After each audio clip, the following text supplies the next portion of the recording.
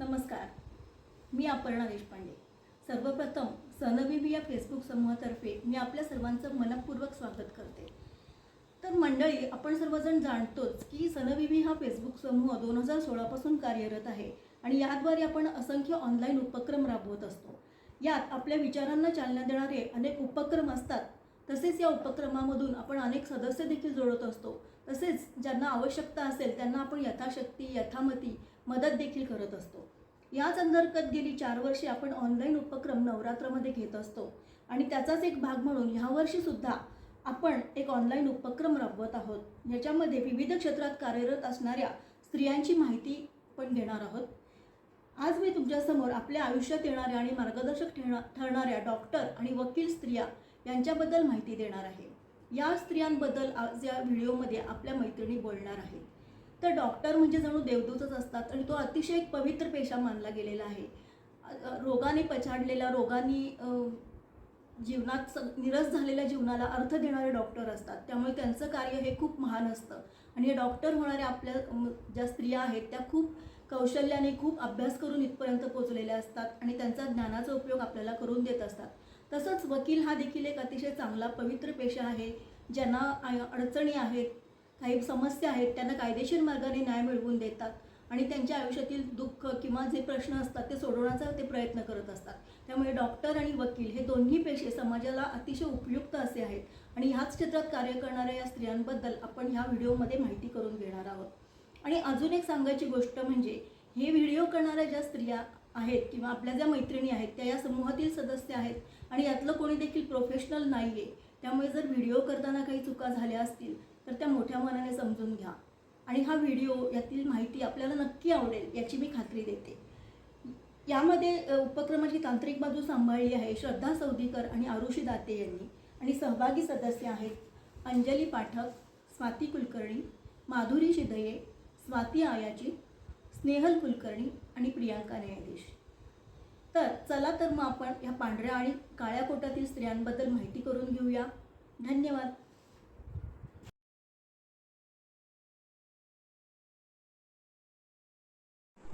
नमस्कार, मी माधुरी शिदये। मला उमगलेली ती या फेसबुकवरील सनविवी ग्रुपने घेतलेल्या कार्यक्रमात मी आपलं स्वागत करते। जे देव द्यायला विसरला त्याचा नको बोलबाला, त्याच्याशिवाय जगुनी देऊ अर्थ जीवनाला, हे ध्येय वाक्य असलेल्या माझ्या मामे बहिणीबद्दल अनघा संदीप जोशी विद्वांस हिच्याबद्दल बोलताना आज मला अतिशय आनंद होतो आहे। जिद्द आणि धडाडी ही काय असते ना, ही आपण तिच्याकडूनच शिकू शकतो। सुईणीच्या अक्षम्य चुकीमुळे अनघाचा पाय खोब्यातून निसटला आणि माधव मामा, निलिमा मामी आणि अनघा यांच्या तिघांच्याही जीवन संग्रामाला सुरुवात झाली। पायावर 4 वर्षाची असतानाच शस्त्रक्रिया झाल्या। छातीपासून पायापर्यंत प्लॅस्टरमध्ये बालपण गेलं। यात भर म्हणून पहिलीतच चष्मा पण लागला। पण तरी सुद्धा एकंदरीत सगळ्या अडचणींवर मात करत शिक्षणाचा आलेख मात्र उंचावतच होता। 9वी मध्ये एल्झारो या रशियन पद्धतीने पायातून आरपार सळया ठोकून तिच्यावर शस्त्रक्रिया करण्यात आली। ती बिछाण्याला खिळलेली होती। 10वीत असताना क्लासच्या संचालकांच्या आडमुठेपणामुळे वर्षभर वर्गाच्या उंबरठा बसून तिने क्लास केला। 89% मार्क मिळवले। तिला मेडिकलला जायचं होतं, त्यामुळे तिने मॅथ्स आणि बायोलॉजी हे विषय घेतले। मेडिकलला मार्क कमी मिळाले, चांगलं मार्गदर्शनही मिळालं नाही, त्यामुळे तिने BSc मायक्रोबायोलॉजीला ऍडमिशन घेतली। तिथे पण ती एखाद्या ताऱ्याप्रमाणे झळाळली। 5ही विद्यापीठातून ती पहिली आली। APJ अब्दुल कलाम यांच्या हातून तिला पारितोषिक मिळालं। त्यावेळेला तिला नॅशनल स्कॉलरशिप पण जाहीर झाली। आपण टॉपर आहोत म्हणजे आपल्याला ऍडमिशन मिळणारच, म्हणून तिने MScला पुणे विद्यापीठात अर्ज केला होता। पण पुणे विद्यापीठातील नीच शुक्राचार्यांनी, झालीतले जे नीच शुक्राचार्य असतात ना, त्यांनी तिला साधं मुलाखतीला सुद्धा बोलवलं नाही। MPSCच्या परीक्षेला बसली, तिथेही भ्रष्टाचाराच्या मुळे ती सगळी बॅच रद्द झाली। ती परीक्षा ती पास झाली होती।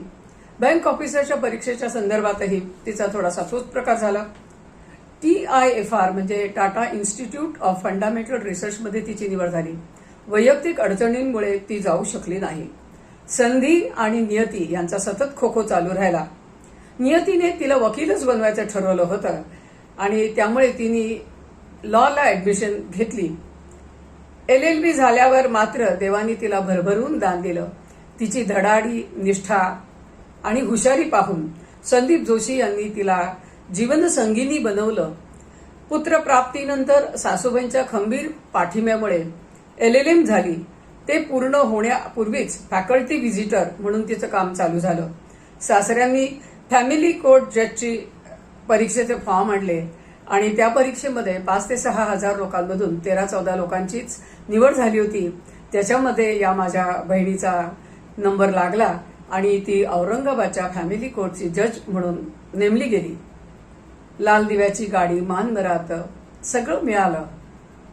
पण तिच्या आयुष्यातला फार मोठा होता.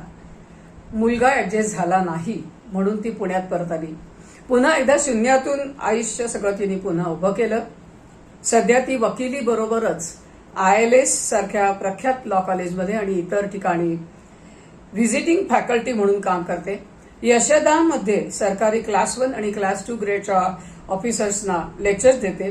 सूत्रसंचालन करणं, गाणं, वाचणं, लिहिणं, कविता करणं, उत्तम स्वयंपाक करणं आणि सहलींचं नियोजन करणं हे तिचे छंद आहेत.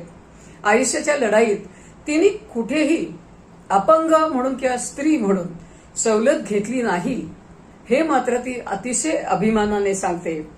आजच्या या आदिशक्तीच्या अष्टभुजेच्या शक्तीपर्वामध्ये मी माझ्या बहिणीसाठी मात्र देवीनी भरभरून दान द्यावं असं मागते.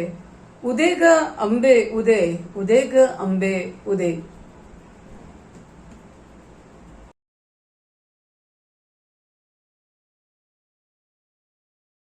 नमस्कार, मी प्रियांका न्यायाधीश आपल्या सहजीवी समूहाच्या एका उपक्रमाअंतर्गत आपल्याशी संवाद साधते आहे. उपक्रमाचं नाव आहे मला उमगलेली ती. मला जी उमगली ती माझी मैत्रीण अनघा आदित्य देसाई. असं म्हणतात की शाळांनी कोर्टाची पायरी चढू नये, पण या माझ्या मैत्रिणींनी कोर्टाची पायरी चढली सुद्धा आणि तिथल्या उच्च पदावर जाऊन विराजमान सुद्धा झाली. अशा या अधिकारी पदावर कार्यरत असणारी माझी मैत्रीण अनघा देसाई. तिचा जन्म सांगलीसारख्या एका निम शहरी भागामध्ये झाला, आटपाडी गावामध्ये, जो तुलनेने मागासलेला होता. तिने शिक्षण 12वी पर्यंत तिथेच पूर्ण केलं आणि कायद्याचं शिक्षण घेण्यासाठी ती सांगलीला गेली. तिथे यशस्वीपणे डिग्री घेतल्यानंतर तिने पुढे LLM साठी शिक्षणाला सुरुवात केली आणि मुंबईमध्ये लग्नानंतर तिने ते शिक्षण पूर्ण केले. आटपाडी हा भाग तुलनेने मागासलेला आहे आणि कनिष्ठ मध्यमवर्गीय परिस्थितीतून अतिशय संकटातून मार्ग काढत घरच्या अनेकांच्या अनारोग्याच्या समस्यांना तोंड देत अनघाने आपलं शिक्षण यशस्वीपणे पूर्ण केलं. LLM झाल्यानंतर तिने न्यायाधीश या पदासाठी अर्ज करायला सुरुवात केली. त्या दृष्टीने तिने अभ्यासही केला आणि त्याच्या परीक्षाही दिल्या. जेव्हा तिची पहिली परीक्षा होती त्यावेळेला तिचा मुलगा अमोघ हा केवळ 1.5 महिन्याचा होता. त्याला तिच्या पतीकडे सोडून, आदित्यकडे सोडून तिने औरंगाबादला पोस्टिंग घेतलं आणि यशस्वीपणे ती जबाबदारी निभावली. जवळजवळ 3 ते 4 महिने मुलापासून दूर राहिल्यावर अनघाने त्याला 1.5 वर्षाचा असताना आपल्याकडे बोलवलं आणि पुढे सलग 2 ते 3 वर्ष एक हाती त्याचं संगोपनही केलं. दरम्यानच्या काळात आदित्य इस्लामपूरला आणि अनघा औरंगाबादला असा दुहेरी संसार सुरू झाला, जो तिने यशस्वीपणे पार पाडला. वेगवेगळ्या प्रकारची पोस्टिंग घेत घेत अनघा शेवटी मुंबईला स्थायिक झाली. पुण्यामध्ये लोक अदालतमध्ये कार्यरत असताना तिने अनेक पेंडिंग खटले हे निकाली काढले आणि लोकांना न्याय मिळवून दिला. मुंबईला असताना अनघाने वेगवेगळ्या प्रकारच्या अनेक जबाबदाऱ्या पार पाडल्या. चॅरिटी कमिशन मध्ये देखील तिने महत्वाची भूमिका निभावली. न्यायाधीश म्हणून तिने असंख्य खटले हातावेगळे केले. सध्या अनघा अकोल्याला वरिष्ठ न्यायाधीश म्हणून जिल्हा सत्र न्यायालयामध्ये कार्यरत आहे. तिथेही तिची उत्तम पद्धतीने ती जबाबदारी पार पाडते आहे. त्याचबरोबर प्रवासाची, लिखाणाची अत्यंत महत्वाची आवड तिने स्वतःची जोपासली आहे आणि कुठेतरी स्वतःच्या न्यायाधीश असण्याचा दुराभिमान न बाळगता एक संवेदनशील आणि आपलेपणाने जगणारी व्यक्ती म्हणून ती सगळ्यांना सुपरिचित आहे. अनघाला माझ्या खूप खूप शुभेच्छा. नमस्कार.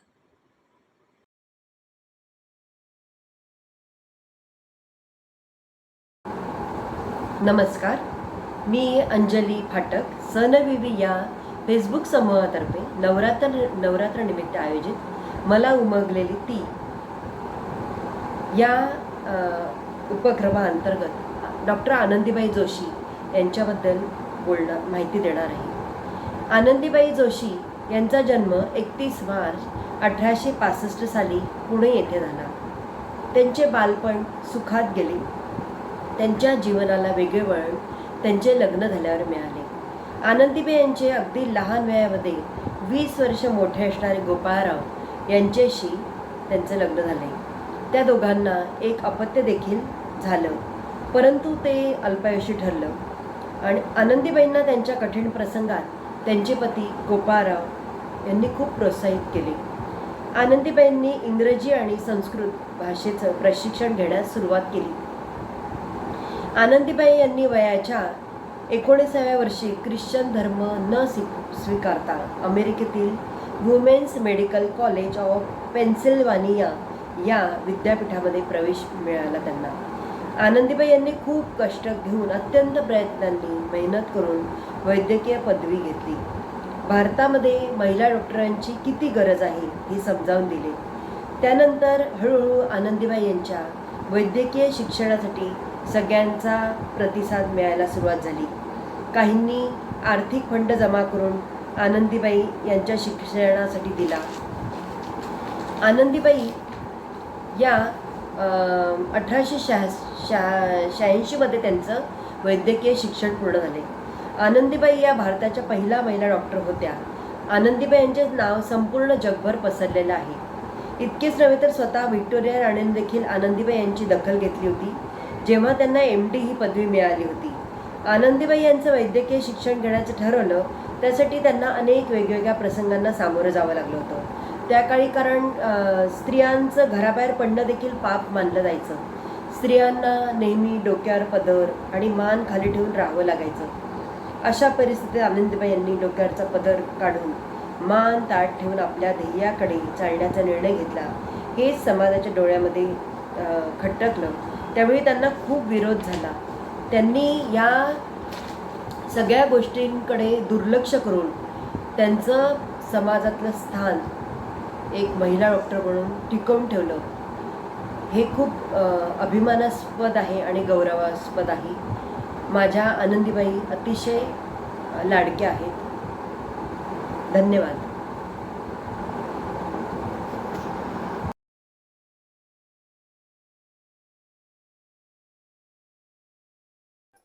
नमस्कार, मी स्नेहल कुलकर्णी.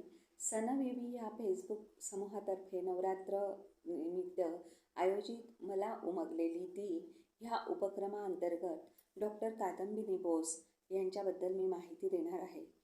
कादंबिनी बोस यांचा जन्म 18 जुलै 1861 साली भागलपूर, बंगाल प्रेसिडेन्सी म्हणजे आत्ताचं बिहार 1861 ठीक याच्या 5 वर्षापूर्वी 1857चा बंड झाला होता. त्या काळात जन्माला येऊनही त्यांनी स्त्री असून कितीही निर्बंध असतील तेवढ्या कठीण परिस्थितीतून एवढी उंची गाठली. त्यांनी वैद्यकीय कारकीर्द म्हणजे वैद्यकीय चिकित्सक म्हणून काम केलं. मॉडर्न मेडिसिनमध्ये त्यांनी पदवी मिळवली. त्यांची पदवी एवढी महत्त्वपूर्ण ह्यासाठी होती की कारण तेव्हा एवढ्या औषधांचा शोध नव्हता. पेनिसिलिन, ॲमॉक्सिलिन वगैरे सगळे शोध तोपर्यंत लागलेले नव्हते. त्यांची ट्रेनिंग स्कॉटलँडमध्ये झाली.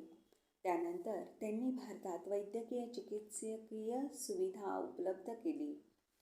त्या स्वतः महिला असल्याकारणाने त्यांनी महिलांच्या बऱ्याचशा समस्या सोडवल्या.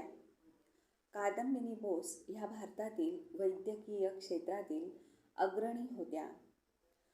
1884 मध्ये कलकत्ता मेडिकल कॉलेजमध्ये दाखल झालेल्या त्या पहिल्या महिला होत्या आणि 1886मध्ये तिने पदवी प्राप्त केली आणि वैद्यकीय पदवी मिळवणाऱ्या त्या पहिल्या महिला ठरल्या. पदवी प्राप्त केल्यानंतर बोस यांनी भारतातील कोलकाता येथे डॉक्टर म्हणून काम केले.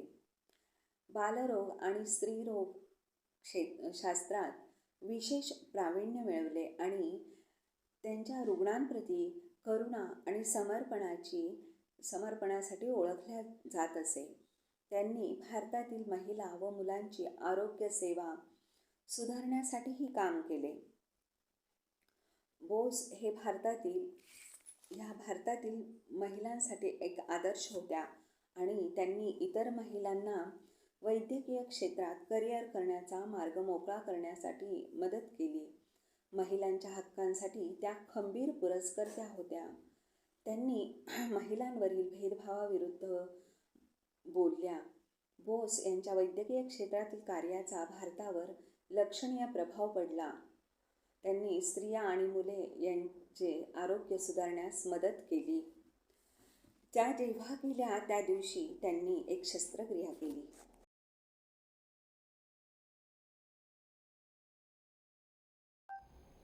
नमस्कार, मी स्वाती कुलकर्णी.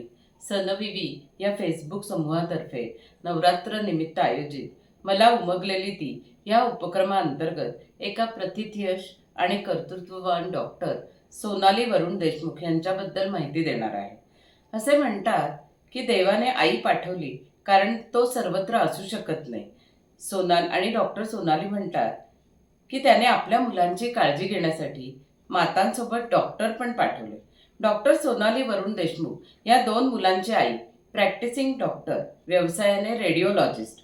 त्यांचा जन्म एका प्रेमळ, सुसंस्कृत, मध्यमवर्गीय कुटुंबात एका प्रतिभाशाली तत्वनिष्ठ भौतिकशास्त्र आणि गणित प्राध्यापक, एक सुंदर संगीत विशारद, गायक, नाट्य कलाकार आणि अंध मुलींना आधार देणारा सामाजिक कार्यकर्ता यांचे पोटी झाला आणि म्हणूनच या सर्व दोन्ही जगात राहण्याचे भाग्य त्यांना लाभले. सोनाली या विज्ञान शाखेतून 12वी इयत्तेत मुंबई शहरात अव्वल आल्या आणि MD रेडिओलॉजीमध्ये विद्यापीठात प्रथम आल्या. अभ्यास करता करता नृत्य, संगीत, नाट्य, सौंदर्यशास्त्र या सर्व विषयांच्या आवडीचा पाठपुरावा करत समतोल साधण्याकडे त्यांचा कायम कल असतो.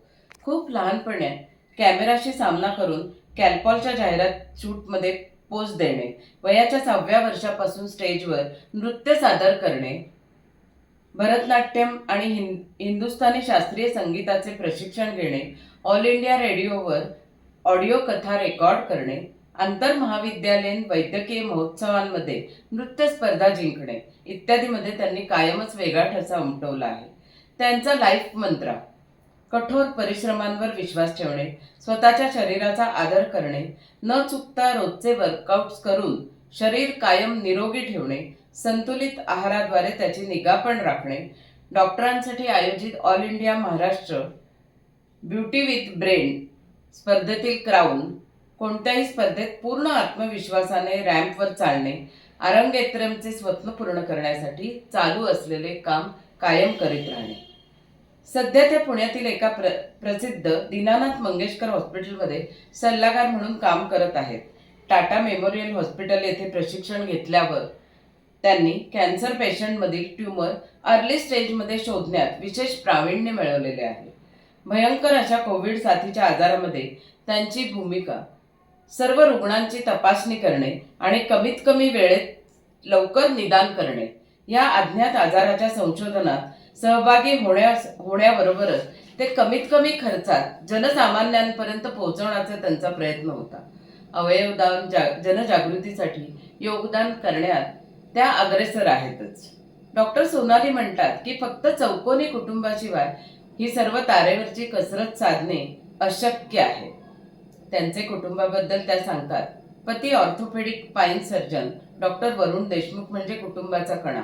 2 देखणी हुशार बहुगुण संपन्न मुलगे, सदैव साथ देणारे सासू सासरे, यांच्या सर्वांच्या पाठबळावरच त्या सर्व ही धडपड करू शकतात. सामान्यतः असे म्हणले जाते की डॉक्टर मंडळी त्यांच्या दृष्टिकोनात वैज्ञानिक असतात, पण ते सौंदर्यशास्त्र, फॅशन किंवा अशा इतर अनेक सर्जनशील क्षेत्राकडे झुकत नाहीत. त्यांनी ही विचार प्रक्रिया बदलली आहे आणि ते आपल्या मनातील सर्जनशील पैलू कलेच्या रूपातून दाखवून देतात. तसेच ते केवळ दिसण्यापलीकडे असणाऱ्या सौंदर्यप्रती संवेदनशील आहेत हे देखील आपल्याला त्यांच्या प्रत्येक कृतीतून जाणवते. त्यांना विश्वास आहे की मुलांना घरी आणि हॉस्पिटलमध्ये जे होतकरू तरुण डॉक्टर कम विद्यार्थी आहेत यांना कायम असेच शिकवा की यशासाठी कोणताही शॉर्टकट नाही. आणि ही मूल्ये आणि कलागुण त्या कायम जोपासत आहेत आणि पुढच्या पिढीत रुजवण्याचा प्रयत्न करत आहेत. शेवटी एकच सांगेन, त्यांच्या पण काही मर्यादा आहेत, पण त्या मर्यादा त्यांच्या सीमा होऊ शकत नाहीत आणि डॉक्टर म्हणून त्यांची वाढ थांबवू शकत नाहीत. म्हणून या सर्व सीमांच्या पलीकडे जाऊन अगम्य लोकांपर्यंत पोहोचणे हे त्यांचे ध्येय आहे आणि त्यांचे ध्येय साध्य करण्याच्या दिशेने त्यांचे मुख्य 3 स्तंभ आहेत: दृढ निश्चय, समर्पण आणि भक्ती. आजपर्यंतचा डॉक्टर सोनाली यांचा एक अविश्वसनीय आणि समृद्ध करणारा प्रवास आहे, तो मी आज तुमच्या सर्वांसमोर उभा केलाय. रोजचा दिवस नव्याने भरभरून जगायचा, आनंद पसरवत राहायचा, स्वतःच्या कामावरती प्रचंड प्रेम आणि सतत नाविन्याचा ध्यास हे डॉक्टर सोनाली यांचे ब्रीद. अशा या सुंदर, लाघवी, कलासक्त, प्रचंड मेहनती आणि स्वतःच्या कामाप्रती नितांत श्रद्धा असणाऱ्या डॉक्टर सोनाली यांना मानाचा मुजरा. धन्यवाद.